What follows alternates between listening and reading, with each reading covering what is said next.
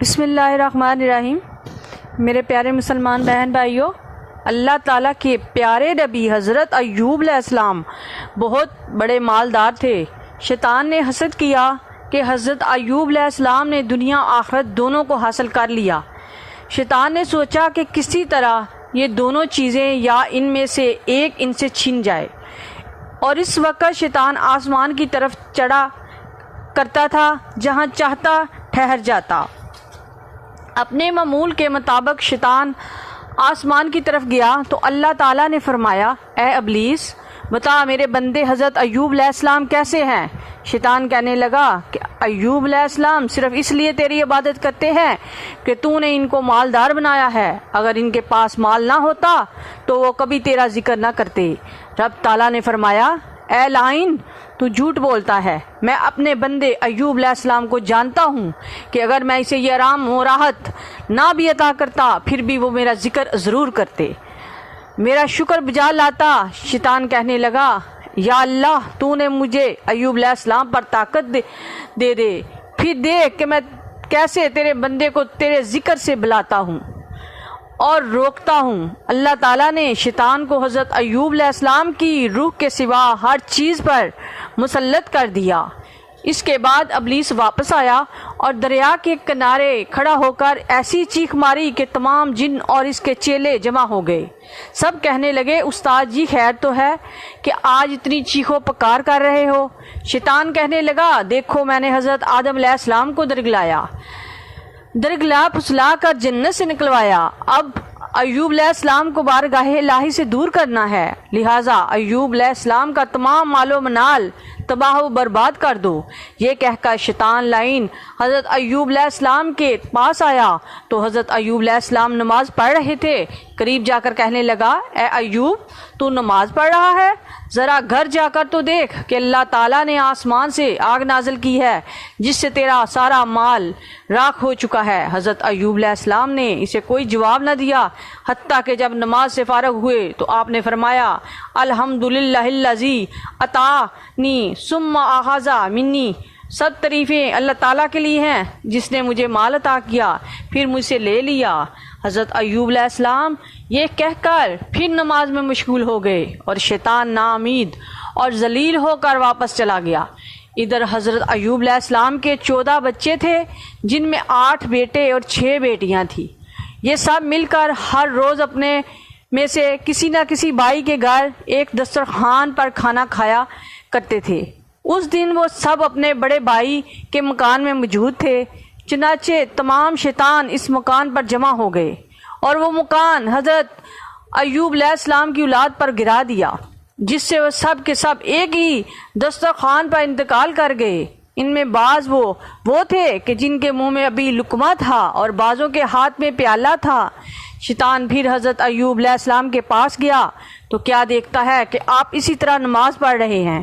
کہنے لگا، اے ایوب، تو یہاں اللہ تعالیٰ کی نماز پڑھ رہا ہے، گھر میں جا کر دیکھ، اللہ تعالیٰ نے تیری اولاد پر مکان گرا دیا ہے اور وہ سب مر چکے ہیں۔ حضرت ایوب علیہ السلام پھر خاموش ہیں۔ جب نماز سے فارغ ہوئے تو آپ نے وہی جملہ ارشاد فرمایا، الحمدللہ الذی عطانی ثم اخذ منی، سب تعریفیں اللہ تعالیٰ کے لیے ہیں جس نے مجھے مال عطا کیا پھر مجھ سے لے لیا۔ آپ نے فرمایا کہ مال اور اولاد فتنہ ہے، اگر اللہ تعالیٰ نے یہ چیزیں مجھ سے لے لی ہیں اس پر بہت راضی ہوں، تاکہ ہر چیز سے فارغ ہو کر اب اپنے مالک کو یاد کر سکوں گا۔ شیطان پھر ذلیل و خوار ہو کر واپس لوٹ گیا، پھر دوبارہ آیا۔ حضرت ایوب علیہ السلام اسی طرح نماز پڑھ رہے تھے۔ جب آپ نے سجدہ کیا تو شیطان مردود نے آپ کے ناک اور منہ میں ایسی پھونک ماری جس سے آپ کو تمام بدن پھول گیا، پہلے تو زبردست پسینہ آیا، پھر جسم بھاری ہو گیا۔ یہ دیکھ کر آپ کی زوجہ حضرت رحمت رضی اللہ تعالیٰ انہوں نے عرض کی، اے میرے آقا، یہ ساری تکلیف آپ کو مال اور اولاد کے غم اور ساری رات ذکر الہی میں گزارنے کی وجہ سے ہے، تھوڑی دیر آرام فرما لیا کریں تاکہ آپ کی طبیعت درست ہو جائے، مگر وہ اصل بات نہیں جانتی تھی کہ یہ تو اللہ تعالیٰ کی طرف سے ایک آزمائش ہے۔ اس کے بعد آپ کے جسم پر چیچک نکل آئی اور سر سے لے کر پاؤں تک سارے جسم پر پھیل گئی اور بدن سے پیپ بہنے لگی اور کیڑے پڑ گئے، مگر ذکر الہی اب بھی جاری ہے۔ جب آپ کا سارا بدن کھوکھلا ہو گیا تو جسم مبارک میں صرف 2 کیڑے رہ گئے، ان میں سے ایک دل اور دوسرا زبان کی طرف مائل ہوا۔ جب انہوں نے دل اور زبان کو کاٹا تو اس وقت حضرت ایوب علیہ السلام نے بارگاہ الہی میں عرض کی، انی مسانی افر وانت ارحم الراحمین، بے شک مجھے تکلیف پہنچی ہے اور تو بہت زیادہ رحم فرمانے والا ہے۔ آپ نے یہ کوئی شکوہ و شکایت کے طور پر نہیں کی، بلکہ صرف اس لیے کہا کہ مولا میں تیری ہر بلا ہر مصیبت پر صبر کروں گا جب تک میرا دل تیری محبت میں ہوگا اور میری زبان تیرے ذکر میں جاری رہے گی۔ تو اللہ تعالیٰ نے ارشاد فرمایا، انا وجدناہ صابرا، بے شک ہم نے ایوب علیہ السلام کو صابر پایا، کیونکہ آپ نے مال اور اولاد کے لیے جزا و فضا نہیں کی تھی، بلکہ آپ نے تو اس لیے اللہ تعالیٰ کی بارگاہ میں عرض کی تھی کہ یا اللہ کہیں ایسا نہ ہو کہ میری زبان تیرے ذکر سے رک جائے۔ اس کے بعد اللہ تعالیٰ نے حضرت ایوب علیہ السلام کی طرف وحی بھیجی کہ اے ایوب، تجھ سے پہلے 70 انبیاء علیہ السلام نے مجھ سے اس آزمائش کو طلب کیا، مگر میں نے تیری عظمت و بزرگی کی خاطر اسے تیرے لیے پسند کیا۔ اس میں بظاہر تو تیرے لیے بلا ہے، مگر حقیقت میں تجھ پر میری رحمت اور دوستی ہے۔ اس کے بعد اللہ تعالیٰ نے ان دونوں کیڑوں کو گرا دیا، ایک پانی میں گرا جو جونک بن گیا جس سے ہر طرح کی بیماریوں کو آرام آتا ہے، دوسرا زمین پر گرا، اس سے شہد کی مکھی بن گئی جس میں شفا رکھ دی گئی۔ بعد ازی حضرت جبرائیل علیہ السلام بہشت سے 2 انار لے کر آئے۔ حضرت ایوب علیہ السلام نے فرمایا، اے جبرائیل، کیا میرے رب نے مجھے یاد کیا ہے؟